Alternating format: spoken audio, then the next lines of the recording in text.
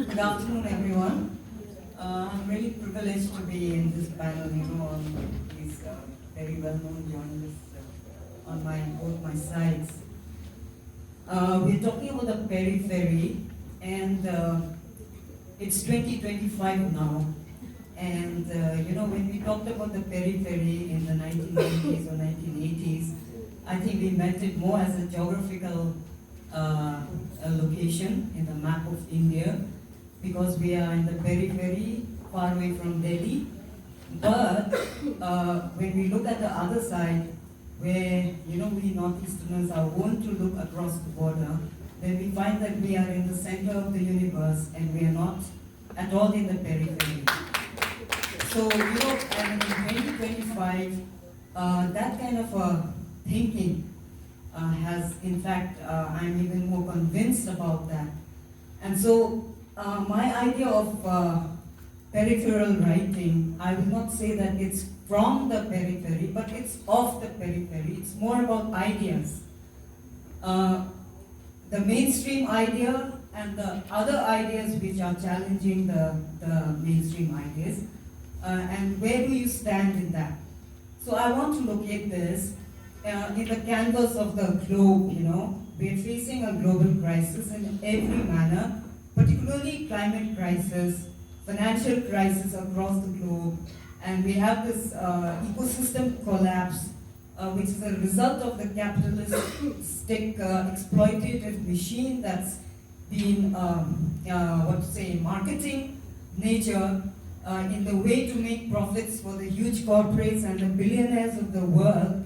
And so, when you locate Northeast in that canvas, you see that we are the center of every eye which wants to exploit our region, because our region is one of the few places in the world, in the globe, where we still have pristine forests, we still have endemic species of plants and animals, we still have original food crops, and we still have a diversity of humans, languages, and cultures and traditions.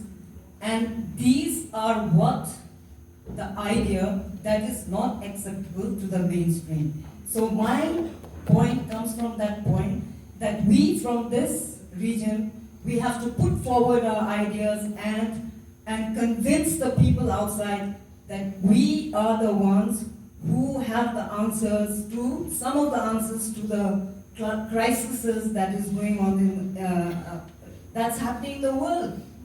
So, in our region, we have ancient knowledge, for example, which has helped us to survive all this while, despite so many invasions from across the border.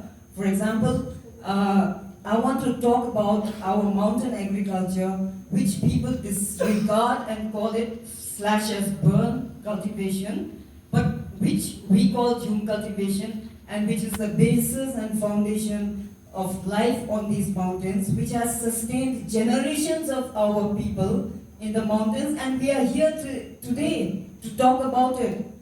And but these ideas are not acceptable to the larger mainstream thinking. And this is where I believe we have to convince them that without the ideas of this region, we cannot have any solutions to what is going to happen, the crisis that is we are facing, particularly in the food chain, particularly in how we know that all across the plains we are only fed hybridized seeds which are created in the laboratories, and company seeds, and these will not last for their own, the plants' first or second generation. They will need the original plants to replenish the genes of these hybridized seeds, and these we find them only in the hills. And so the hills are actually protecting the biodiversity they are protecting the food chain by maintaining these in the hills. So this idea it was not it is not very acceptable. Like even now I can see in the audience that, what is she talking about, But I'd like to tell you that I see the Northeast as the last frontier, where if this is conquered by the global corporates, then we are going to have a very bad future, not only for us here in the Northeast, but for the rest of the world. Because what does globalization mean? Globalization means monoculture. Globalization means what you're talking about, mining, infrastructure, and they're going to creep into all these biodiversity-rich areas, which are so important for the survival of the earth, of the survival of the humans on the earth. So I feel that journalists should be more aware of their role in this. And I feel that this is not the time to talk about, okay, you can talk about all that, but I think our thoughts have to be more rooted, because we're facing a crisis. Like, we can't afford to have blinkers in our eyes. We're talking about the failure of the Paris talks. We're talking about the USA, who's now going to withdraw from, or they've withdrawn. And so how is it going to go forward? All that talk. So it depends on us. How do we look at it in our own region, which is so important. So reporting the region has been one of many of my colleagues' passions, because the region has all these things that I've just talked about. It's so special, and we are not even giving it much consideration. So in the 1990s, when I was still working for some local newspapers, we were reporting about what did this man say, what did that politician say, all that, the usual thing that reporters do. But there was an ache in the heart that, what am I doing all this thing? Like, there's so many things happening, there's so many stories that has to be told. So many tribes have their histories, their culture, their folklores, and who's going to do all this? Who's going to document them? They're dying every moment that we're talking. Our memory is getting lost because our elders are dying, and we are a society based on orality. So we tribes are in a very bad position at the moment, because very soon, when the generation earlier to me, they go away, then we will not have any link to our past. We will not have any documents to tell us what life was like at that time. Now we still have them, and we can still ask them. So you see how, we are in such a fragile position. So this documentation, journalism is a part of that documentation, because we are writing those stories and we are encouraging people to write those stories. And now we have these digital platforms, so it becomes much easier to tell their stories, which I'm emphasizing here, is soon going to be lost. And that is what is really bothering me. I don't know if it bothers you, but it does bother me a lot. So at that time, 90s, we decided, a group of journalists who felt same like me, we must make our own platform where we can tell our stories the way we want, not the way our newspapers want these stories. So we started a magazine called Grassroots Options. Grassroots Options. Tell the stories of the grassroots and the options that we have from there. So this magazine began at the time, and we were all journalists, we didn't have money. In fact, I hawked my mother's house for a loan from the bank. And it was very difficult to repay back, and luckily, I got, fellowship. We went together to the US. There I managed to save money. Kalpana knows how we saved money during that trip. I saved money. And that is how, when I came back, I managed to pay back the loan and got back the papers on my mom's house from the bank. just for this magazine. So since that time on and off, we have been able to publish this magazine with the stories that we felt should be written about the Northeast. And for many years, we could not publish the thing because we didn't have any more finances, and we didn't have that commercial acumen to being journalists. We were more enthusiastic about the story rather than the financial part. So it was like the group is still there, we still do our work, we work for other newspapers to keep our body and soul together, but grassroots option has been a passion which we continue to follow. So the last issue we had was on jhum cultivation, but it is not about jhum cultivation, it is about life of the mountains and about writing stories unfettered by academic references, because in the Northeast we don't have much written about, so there's no academic references. So when we write things about the Northeast, the editors they will ask us, what is the reference of this? The reference is the people, but that is not accepted. So we have to write our own stories the way we see it, the way the people see it, and just throw the references out of the way. And that is how we have written this last issue of grassroots options. Like, I don't want to bajao my own damka here, but I wish that you would all read this, because I feel that this issue is something like a campaign issue about the importance of the Northeast and the culture of the Northeast based on our mountain agriculture. And I feel that if we think about this in a way that we the Northeasterners think about it, then many of our policies will change, many of our, the way we write our stories will change, and we will have a better future if you think in the Northeastern way. Thank you. It's interesting you say this about national and so on, because coming from the mainland and from India, which is two things I learned when I first landed here. I took it for granted, and I never heard the term mainland. But when I worked for the first time with a national newspaper in Delhi, I was given a chance to move back to Bombay to head a section. So I thought that was great, and I accepted it. A colleague of mine said to me, "You're making a bad mistake. You're leaving national journalism." I'm just saying this. I am with a national paper, but based in Bombay, with the perspective in Delhi, which is the center of India, is that it is the nation.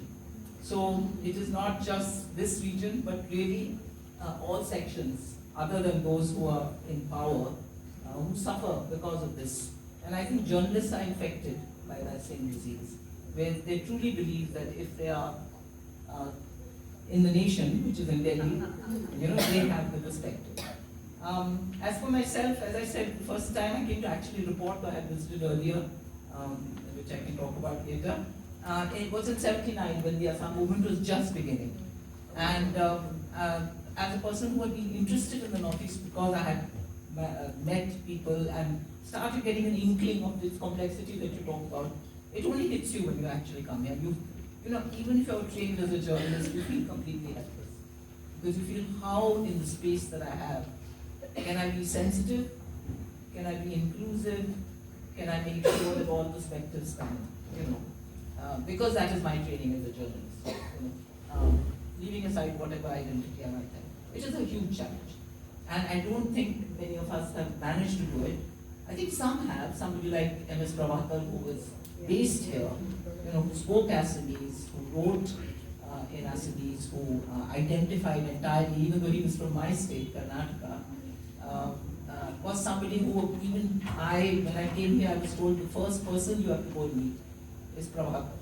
Later we became colleagues in the Hindu, of course, but And it's true, because he was able to draw out all these things, but it's not an easy thing. But the thing I want to say is from 79, when I came, and I think these are just three things I will peg, which I think we should also keep in mind when we discuss this. One is that the state of the media. What was the media in 79?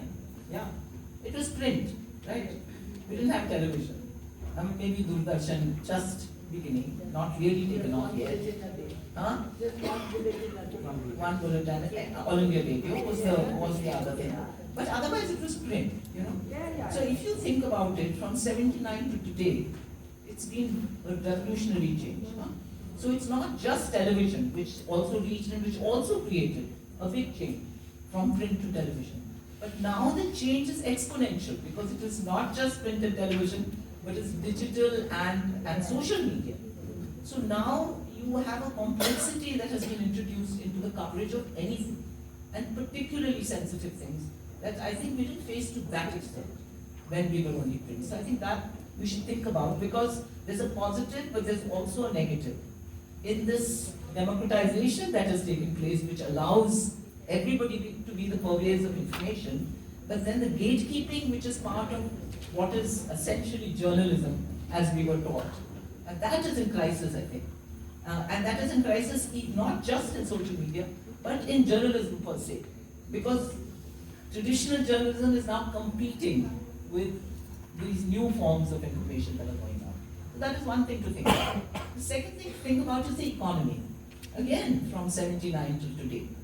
You know, when I came here, that's the first time it even occurred to me when I heard Assami saying to me that we feel like a colony because we have natural resources and Delhi is only interested in us in order to extract as much as they can from Assam. You know, this is something I had never even thought about. And then when you think about it, of course, it is an attitude that you see in many parts of your own country. Everywhere you see, wherever there are natural resources, and we see it still in Adivasi areas, all across India.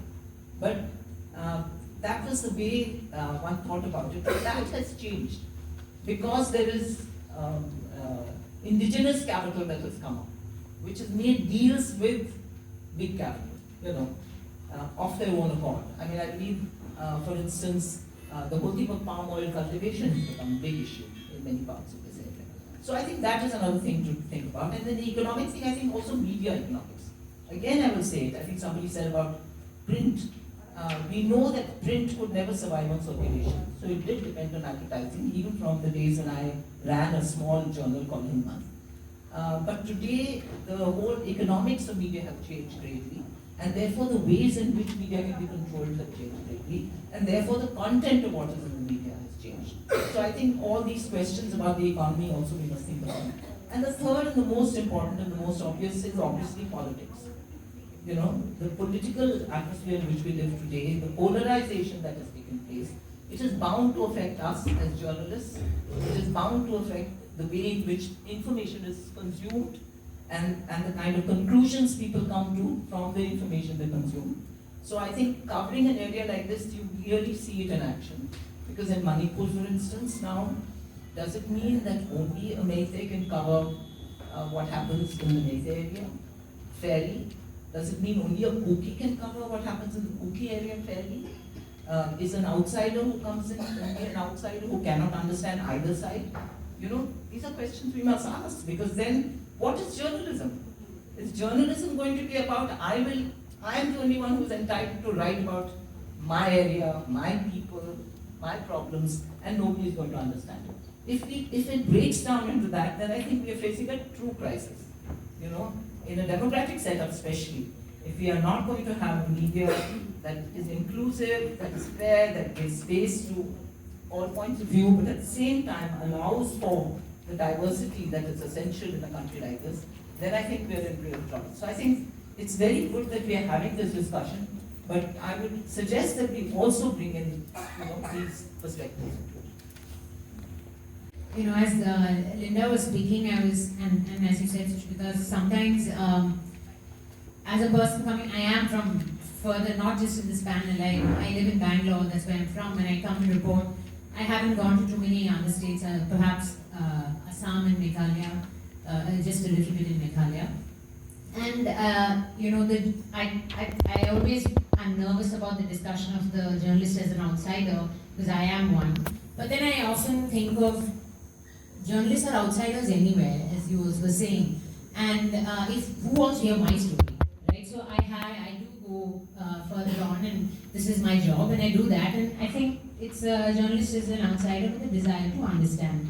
So with the curiosity comes along with the curiosity, there must be, I guess, some accountability. And with that in mind, I have put my nervousness aside, speaking in front of you in Guwahati. And it's also how I tell myself that with some sense of responsibility, I report when I do come from here. And the example of one of the things that confounded me when I came for the first few times I reported in Guwahati and in Assam was I would meet several people who spoke like Linda, and I would meet some others who are in position, and not just journalists, people are on the field, people who are activists, people who are actually farmers, and tribal heads. And I would see that there would be people in the place of power who speak the other thing, that why are we still sitting around? And a thing that I often, and why are we are so backward because we are just doing jhum cultivation. So I would hear that a lot, and it would confound me. What is the view in this state? But from that friction of these sides is the story that I have to write. I don't know the solution. I may lean towards one and not the other, but that's not my job, right? So I present this friction, and it shows on the street. There are protests about it. There are discussions in the assembly about it. There are discussions. There are people who are in the public hearing during maybe land being allocated or acquired. People in the public hearing speaking about it. I have to be in all these places if I want to report about this place. And another thing that confounded me was the self-narrative that people would have here when they're talking about themselves to me, the outsider, which would many times be, we are very lazy. And they would tell me this, and they're like, I'm not going to write that they're very lazy, right? But this is something people keep telling themselves, self-narrative, when they look at me thinking where I may be from, where we must be very hardworking, we must be, because now we have skyscrapers, right? Or we are cultivating 4 crops a year and not 1 crop, as many people do in rural Assam. And it may be habit, it may be practice. It also means that the land is still fertile here, and things are not the same, say in Tamil Nadu, where I'm actually from. So there is this self-narrative that I also have to know and be aware that I shouldn't write this. Because actually this is not something that may be very true. It is probably also the reason for the survival of many things here. But it's also immediate contradiction is that there are many, I live in Bangalore, and there are many people from Assam who work there, and they work very hard, right? So this is also something that, of course here people would say we are lazy in our town, we are not lazy outside. But it's the same thing I've heard people from Kerala say about themselves, right? Yeah, so it's all self-narrative, you don't have to buy into it, but it does color how people present themselves to the world. It's enough, we're not going to be lazy anymore, let's bring the foreign investors, and let's make our people skilled enough to work really hard. Stop being only 1 crop makers in your villages. Come and work in the factory. It does lead to a policy change. So I wouldn't discard even that self-narrative, because this does inform how people are making policy. So what I mean to say is that even in the criticism or even in the murky space that I may hold as a journalist, which is as someone who's not from here, who doesn't speak a language, and all those disadvantages that I have, some advantages are that I get confounded perhaps more quickly and easily, as in any space. And I understand also a lot of the hostility that may come. For example, if I am reporting in Kashmir, or even some parts of Manipur or Sri Lanka where I have reported, my face is the face of the aggressor or the colonizer. My face looks, perhaps, may not be because I'm female, I escape a lot of it, of the army or the factory builder. So my face perhaps reminds people of that, and perhaps some of that comes the extension of hostility. The other is they're bored of explaining themselves to everybody, right? So I understand when someone attacks me, or it's not happened often. I'm saying that when people are criticizing the mainland writing, whether they come here or writing from there, what is important I've learned is to actually learn from that. It's very educative, what they're attacking you for. Because then from there I know what to go and read. Like Kalpana also said, the colonizing, seeing this as the outpost, seeing this place as where the oil is taken, but no jobs are created. Why is there no refinery here? This question, I had to go read so many books to figure out that this is where this question is coming from. Why only the big tea companies set up plantations here and the small tea holder was not until recently. So these things I only learned because I would say that I should not disregard those attacking questions, which either would have sent me running away, maybe that away from here not to report, maybe that's a good thing, but somehow going back and staying in touch with the place, and it doesn't happen to every place I report on, but it did happen for some of these places which were more confounding than others, because I am less ready when I come here than before. So some of the ways in which I think the reporting, I've tried new ways in which, I mean, this may be very mundane, but it has helped me and may help others who are my colleagues here who report in other places, is some of the ways in which I work my way around this. Is one thing is to resist the urge to write or say something immediately while I'm reporting on the place.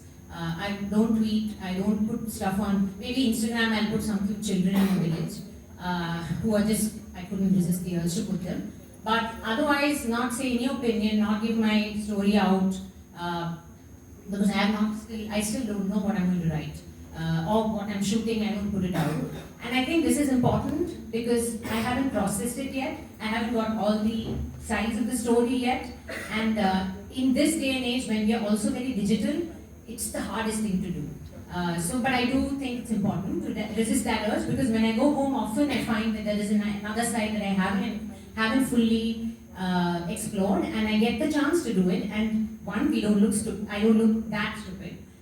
Second, I have not harmed somebody with that immediate urge by responding to that. The second is, I found it so useful to experiment with collaborative fieldwork. And I think, more than ever, it's important now when we have very, very little resources to do fieldwork. People are not giving us that much travel funding, but put together we could put petrol in a car and try to go to some places. For example, like, I'm just giving the example of Assam, but I also did it while covering Delhi riots. It keeps you safe also in certain situations to go as 4 people in a car.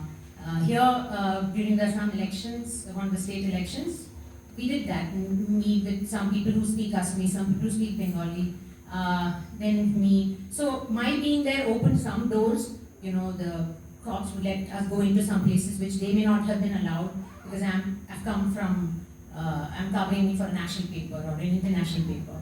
And there being with me, we went to the right places. We have very little time to report. We don't have to go to Kamrup, rural and urban. We go to one of these representative constituencies. We would pick them. They know easily what to do, apart from the translation job that they did.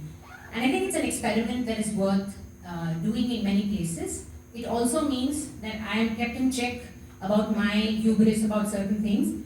And perhaps they find, I don't know what use they may have had of me, but I hope that one of them told me that they could think of some more ambitious stories than just the day's report. Because I was asking only the bigger questions. I learned to ask the more local questions. They may have learned to ask some of the more larger global questions. Like disenfranchisement in the conversation about NRC going on. There is parallel in Haiti, which I had to give in my article, which I was writing for Time, because that was and the dreamers question, in which Obama was talking about, do the children who are born here, do they get to be citizens? Who are born, which is coming back here now coming back as Trump's thing that he doesn't want to give citizenship to children of immigrants, right? So this question, because I had to make these parallels in my article, I believe some of those conversations may have helped some of the local journalists or not, I don't know. But it was very fruitful to do this as an experiment, as collaborative fieldwork. So I think this is ways I worked around it. May not always work, but it kind of prevents you from causing some fatal harm or harming in any way. Yeah. Because, see, Northeast, it's an artificial construct. And it's basically a cluster of states where boundaries are not yet been settled. And people have their own narratives about what their boundaries are. But then the state has told us that you are living in a region and you are living in a periphery.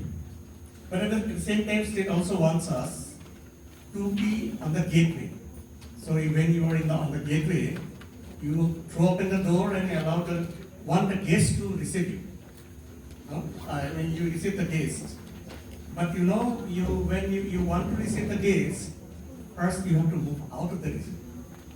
You fly to Calcutta, fly to Delhi, and then receive your guests who are on the other side of the political border.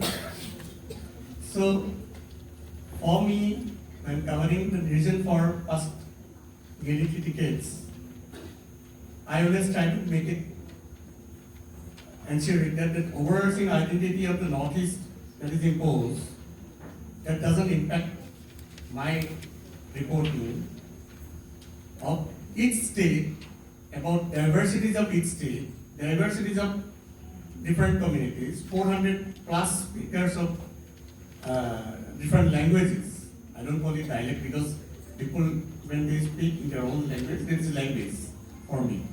So, and then only 3 languages are from this region are in scheduled language. So there are stories from one state, the other state, people. So you cannot have one generalized story from Northeast region, and you cannot have the idea of the entire region from reporting from one state or reporting from the other state. So when Angana raised the issue of the parachute journalism, yes, but then say single person correspondent for covering, when I covered in from the Hindu, I also became a parachute journalist practically. Because how can I claim to be knowing Manipur if I visit Manipur only twice or twice a year? So in that capacity, I am always at par with the rest of the journalist friends who come from Delhi and Mumbai. And some stories, some narratives have changed now, post-digital, the spread. Now there was a time, that's why when you talk about the Northeast not getting space in the metropolitan media, there was objection to calling it national media. Although now there is probably I'll not be surprised if there will be an attempt to make one nation, one media. The problem includes that. Yeah, but the thing is, the metropolitan media. So you talk about the region pre the advent of the spread of the digital media and post. Now, who is stopping Northeast from telling their own stories? The digital space is there. If somebody is not covering Northeast, who is stopping the journalists from Northeast? So we have to create our own space. Yes, we have not been able to probably create that space, and all these difficulties will come. Now, when the digital space became evolved as an alternative space, then government decided, oh no, we should not allow this space to be used for telling stories of people, telling the investigative stories, and then that's why they have brought that bill, the 2020 broadcast media bill, and just want to, and then there is also set the narrative. No, if someone is running a news portal just using a Facebook page, how can you call it a media? We are the media, we employ people, we publish 14 to 16 pages of paper, we have our channel. So if somebody is doing investigative stories only and publishing it through the Facebook page or on other social media, and you are not ready to recognize. But then the stories real stories can come from that space. When you have advertisement, I thank you, Sumit, for the thought-provoking the ideas in the previous session. I had the opportunity to listen to him. But then, for me, media is not business. So you cannot always decide that if stories are from Northeast are not getting space in the metropolitan media, you will not look for alternative space. Or you will just compromise with a hyperlocal. What do I call it hyperlocal? Now the hyperlocal concept has calculated down to the bedroom. That's its cost. But does it mean that as a journalist, I stop telling stories about the people living outside Guwahati, people living outside Imphal, people living outside the I think I stopped it there because yeah. So so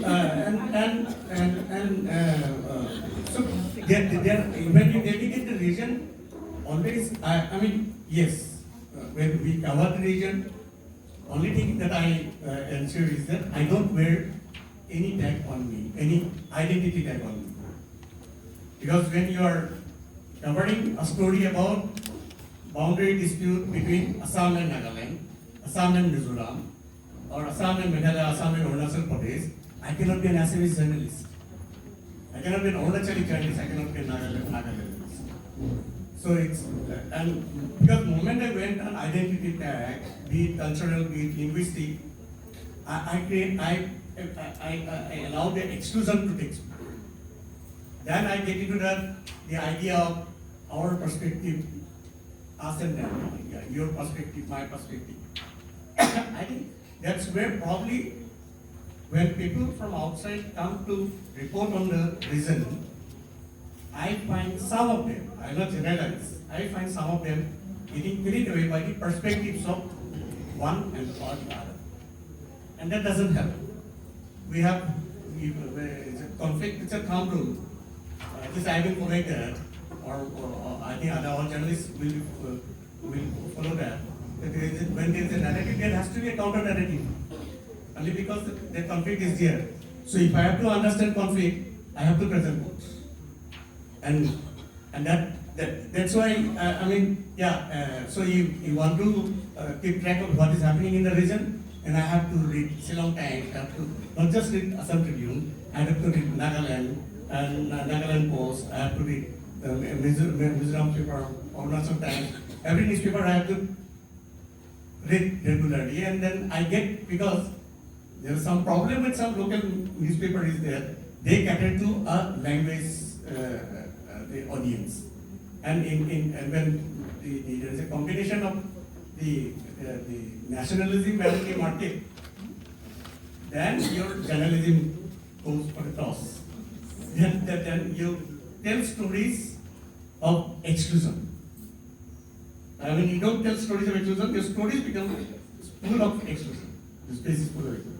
And I think these are the complexities are there, because 400 plus communities with each different, with their own distinct language, culture, identity. Fault lines are bound to be there, because we have overlapping territories. When territories, because identities are always linked with territory, and territories are getting overlapped. That is what's happening in Manipur. So this is my land, you are a foreigner here. This is my land, you are a foreigner here. So when identities are getting linked, the fault lines are to be there. So the space is required for reporting on Northeast to explain the complexities. Otherwise, we leave the readers confused. That's all I know.